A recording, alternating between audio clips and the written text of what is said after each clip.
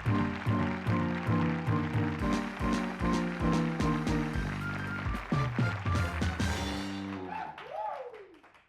And welcome to movers and shakers. आखिर वही हुआ जो नहीं होना चाहिए था, और वो नहीं हुआ जो होना चाहिए था। जितनी पार्टियां उतने राग, और ये राग कुछ इस तरह के हैं। एक रहन सोनिया, एक रहन मुलायम, एक रहन जया और एक रहन लालू।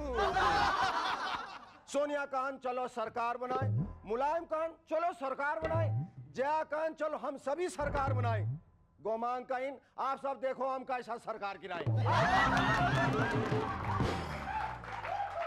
तो एक रहन कांग्रेस, एक रहन एसपी, एक रहन बीएसपी, एक रहन फ्रंट। कांग्रेस कहन हम सरकार चलाएं, 270 कहन हम सरकार बनाएं, 269 कहन हम सरकार बचाएं, और एक कहन हम सरकार देंगे हटाइन। इनके नंबर गेम से कोई आएगा तो कोई जाएगा, लेकिन आपका ये शो कहीं नहीं जाएगा। चाहे कुछ कर लो। So don't go away. Our guests tonight are Raghuveer Yadav and Bharvi Jaikishan. But before that, I give a big round of applause to Cherokee and the Rubber Band.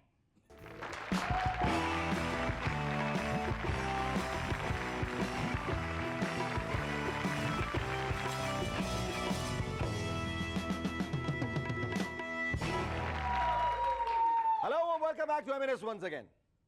BJP एक vote से आ गई, एक vote से आ गई। वाजपेयी जी के लिए चिल्ला चिल्ला कसम से मेरा गला बैठ गया, इन्हें जिताओ इन्हें जिताओ, लेकिन ना कोई सुनने वाला ही नहीं। इस बार जब मैंने कल्लू राम से बात की तो कहने लगा ये तो होना ही था। जयललिता जी ने पिछले 1 साल से बीजेपी को इसी एक शब्द से तो परेशान कर रखा था। मैंने पूछा कौन सा एक, तो वो बोला हेड एक। जब से बीजेपी एक वोट से हारी है, सारे देश को एक नंबर का महत्व समझ में आ गया। आजकल ट्रैफिक सिग्नल पर कोई गरीब ये नहीं कहता सिर्फ 1 रुपया दे दो, सिर्फ और एक तो बहुत होता है भाई। बात इतनी बढ़ गई है कि अब 2 नंबर का धंधा करने वाले भी कोई 1 नंबर का काम ढूंढ रहे हैं। अच्छा ये देखिए, गवर्नमेंट गिरती है तो सेंसेक्स भी गिरता है? जैसे मैं यहां से भागता हूं तो सुरेंद्र ही भाग जाता है। अब की बार तो सेंसेक्स इतना गिरा कि अंडरग्राउंड हो गया। हमारा एक ब्रोकर दोस्त तो रोने लगा, शेखर सेंसेक्स और कितना गिर सकता है? मैंने कहा हमारे नेताओं से ज्यादा नीचे वो क्या गिरेगा। पहले स्कूल्स में बच्चों से पूछते थे फला साल में भारत का पीएम कौन था, वो जमाना तो अब गया। अब टीचर्स पूछते हैं आज सवेरे 10:30 बजे पीएम कौन था यार, और उसके बाद 11:30 बजे किसका नंबर आया था। अब नया पीएम देखना हो तो आंखों को यूं फाड़ कर खुला रखिए, अगर आपने पलक झपकी तो नए पीएम को देखने का मौका खो बैठेंगे। जब लालू जी ने पार्लियामेंट में कहा हम साइंटिफिक तरीके से सरकार गिराएंगे, तो हम कंफ्यूज हो गए, ये वाला सरकार गिराने का साइंटिफिक तरीका क्या है?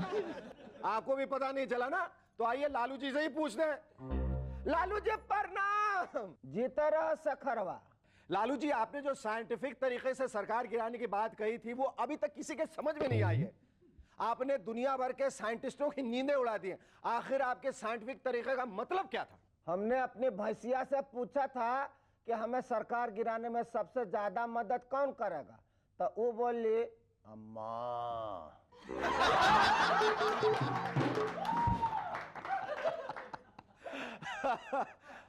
और आपने अम्मा के साथ मिलकर सरकार गिरा दी? अरे तो और क्या करते, अपने भैंसिया को नाराज कर देते का बुड़बक। लालू जी आप बहुत क्यूट हैं। अच्छा ये बताइए लालू जी, पटना से आते ही आप इतनी सारी पार्टियों से क्यों मिले थे? क्या इसके पीछे भी कोई साइंटिफिक रीजन था?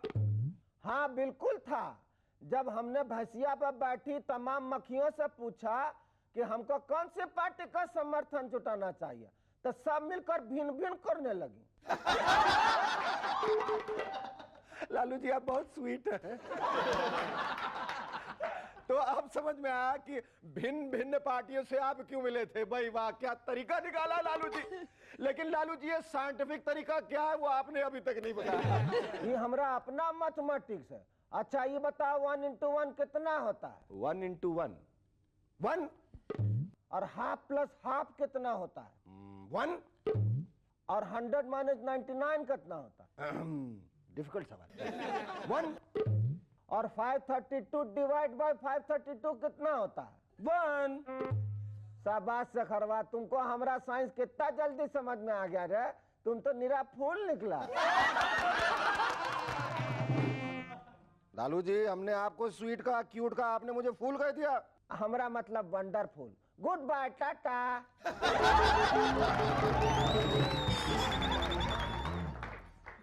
समर वेकेशन की वजह से आजकल ट्रेन का बड़ा बुरा हाल चल रहा है। हर एक डब्बे में पैसेंजर्स यूं ठूस ठूस के भरे होते हैं जैसे माचिस की छोटी सी डिबिया में तीलियां भरी होती है। कल कल्लू राम की बीवी को देखा, वो चलती ट्रेन में सामान भी फेंकती जा रही थी और दौड़ते भी जा रही थी। पहले सूटकेस, फिर बड़ी सी गठरी, फिर एक होल्डॉल और आखिर में खुद भी लपक कर डिब्बे में चढ़ गई। जिन यात्रियों पे गठरी और होल्डॉल गिरा था वो गुस्से में आकर उन्हें बाहर फेंकने ही वाले थे कि कल्लू राम की बीवी चिल्ला उठी, खबरदार, हम एक एक के हाथ पैर तोड़ डालेंगे जिसने हमारे घर वाले और बच्चों को बाहर फेंकने की कोशिश की। Our first guest on Movers and Shakers tonight is a true son of the soil, an immensely gifted actor with theatre, TV serials and films to his credit. Ladies and gentlemen, please welcome Raghuveer Yadav.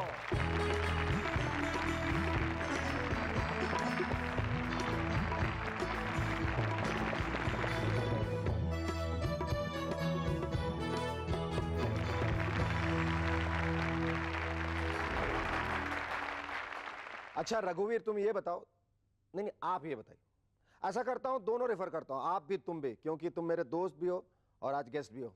ये बताओ कि तुमने अपनी सहजता और सरलता, ये जो साधारण व्यवहार है वो कैसे बनाए रखा है?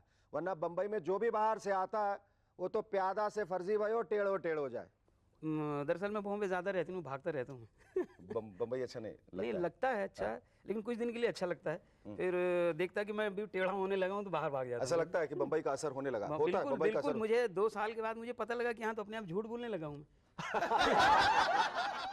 आप एक छोटे शहर से आए, मुझे कोई बता रहा था कि आप अपने पिताजी के साथ जब कहीं बैलगाड़ी पे बैठ के जाया करते थे तो अक्सर गाने गाते हुए जाते थे। हाँ, तो गाने किस किस्म के होते थे? फिल्मी होते थे, फोक होते थे? फोक भी थे, फिल्मी, ज़्यादा तो फिल्मी गाने का ज़्यादा असर रहा है। मुबारक हो सबको समाये सुहाना। मैं खुश हूँ मेरे आंसुओं पे न जाना, हाँ, टूटे हुए दिल की दास्तान। हाँ, तो वो गाया करते थे। अच्छा मैं तो मार बड़ी पड़ती थी मुझे। क्यों? अरे उठा के फेंक देते थे वो। पिताजी मारते थे। एक बार तो उठा के फेंक दिया तो मैं भूसे पे जाके गिर गया। भूसे पे गिरा, वहीं जाके सो गया। सोया तो मेरी माँ उठा नहीं रही, मुझे लगता कि मर गया ये। अच्छा, तुम शुरू से गायक बनना चाहते थे या अभिनेता? गायक। गायक। तो काफ़ी कोशिश की, लेकिन पिताजी गाने नहीं देते, तो बोले क्या हमारे खानदान में किसी ने गाने बजाने काम नहीं किया, ये मिरासियों का काम है, तू क्यों लगा? बहुत मार पड़ती थी। लिखेगा पढ़ेगा नहीं।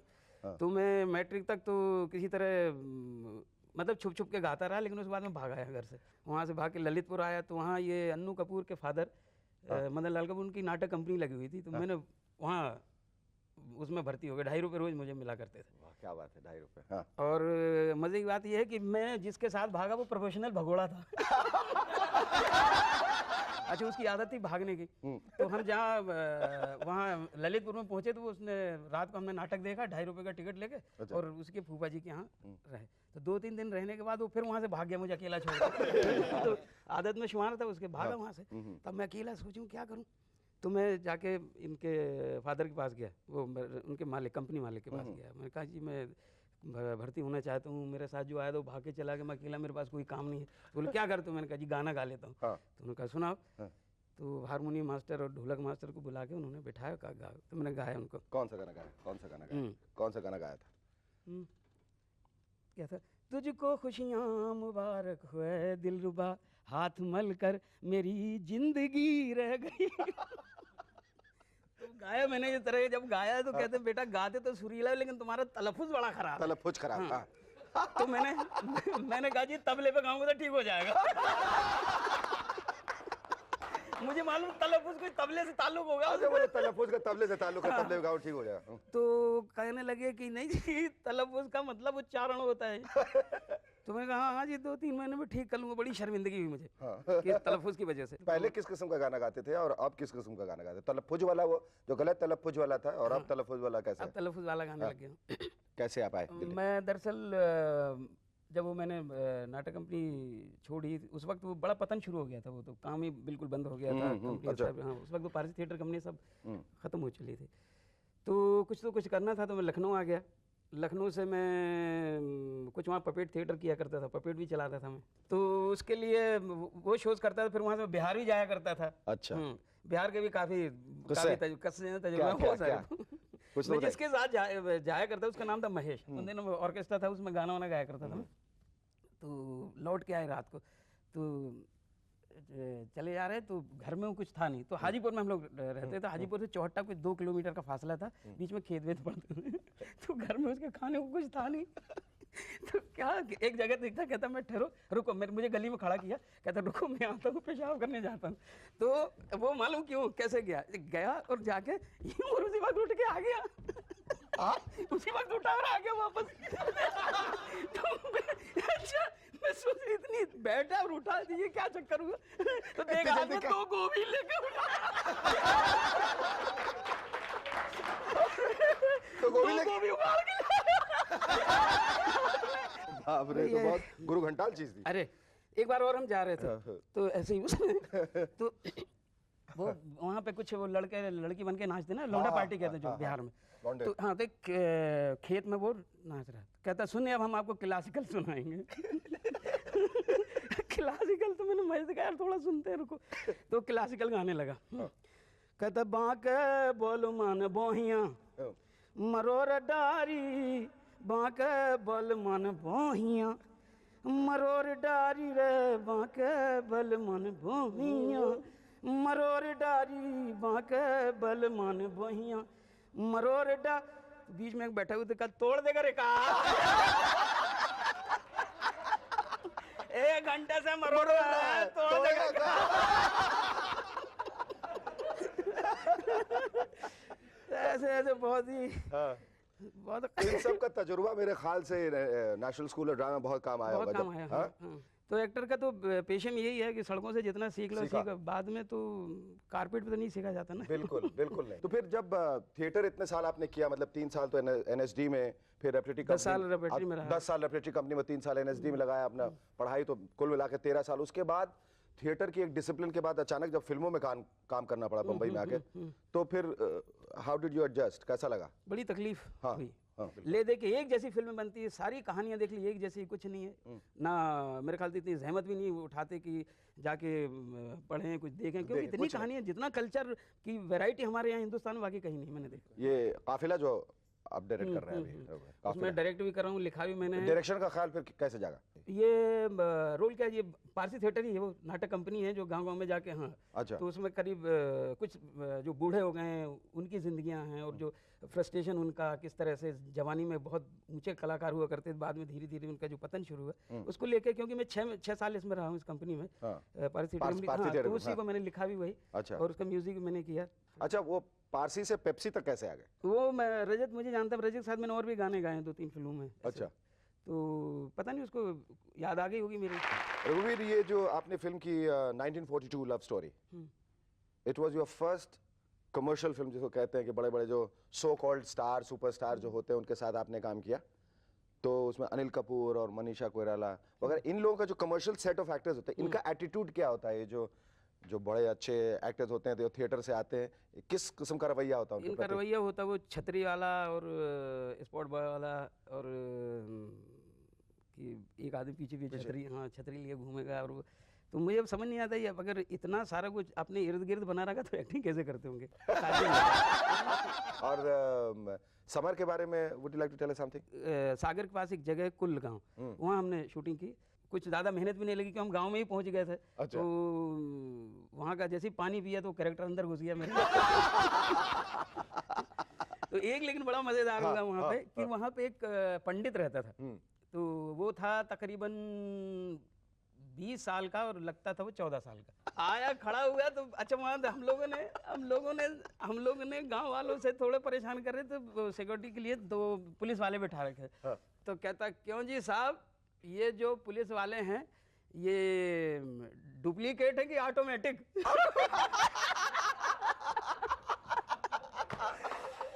कि जी डुप्लीकेट है कि ऑटोमेटिक? बोले पता नहीं लगता है तुम्हारी फिल्म वालों में क्या डुप्लीकेट और क्या ऑटोमेटिक है। Thank you, Raghuveer. It was wonderful talking to you. Our second guest on M&S tonight believes in cutting her coat according to the cloth. Ladies and gentlemen, please welcome one of India's leading fashion designers, Bhairavi Jayakishan.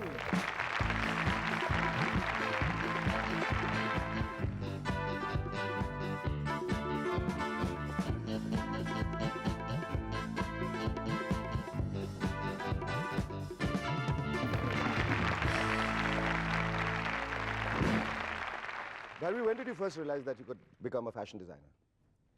I guess the day I sold my first outfit, maybe. But what's so exciting about designing? क्या सबसे इसमें excitement है क्या बात? Everything about it is Like exciting. what? The fact that you can see so many people wearing your creation. Wearing creation. Huh? And clothes give a person a lot of confidence. आपको and लगता है it कि goes कपड़ों की with your वजह से सबका personality. personality? हाँ. And if you can give a bit of confidence to somebody who's wearing your outfit, that's great. What is so different about Bhairavi Jayakishan's clothes? What is her trademark and who are the people who are buying her outfits? We'll talk about all these things and much more after a break. Stay with us, we'll be back in a moment to chat some more with Bhairavi Jayakishan.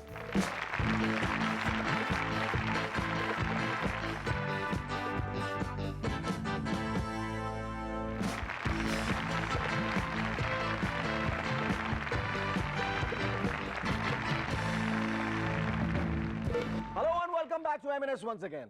Okay, tell me, who are the people who buy your clothes?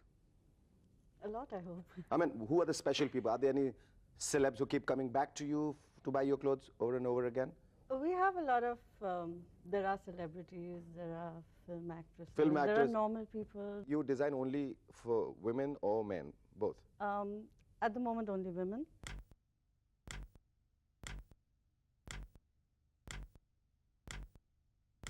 I have tried designing for men. But It- they're difficult. No, they're not difficult. In fact, it did very well, but I just find it a little boring designing for men. Okay, what according to you makes for a good outfit? Is it just the fabric, the feel of it, the cut, the fall, what? I think it's a combination of everything. You have to have the right design in the right fabric, in the right cut for the right person. So what are your future plans now? My future plans, I think, are to continue doing what I enjoy doing. Enjoy and doing. Just be happy doing that. Thank you so much. It was wonderful talking to you. Thank you. जाते जाते वाजपेयी जी, मैं और मेरी M&S की team आपको सिर्फ इतना कहना चाहेंगे, इस बात का विश्वास दिलाना चाहेंगे कि चाहे आप सरकार में रहें या ऑपोजिशन में, लेकिन हमारी सपोर्ट आपके लिए हमेशा रहेगी, क्योंकि आपने भी तो हमारे शो को कितना सपोर्ट दिया है। अर्ज है खास आपके लिए, रहे न रहे आप महका करेंगे, बन के हंसी M&S में आप वादा रहा ये, रहे न रहे आप।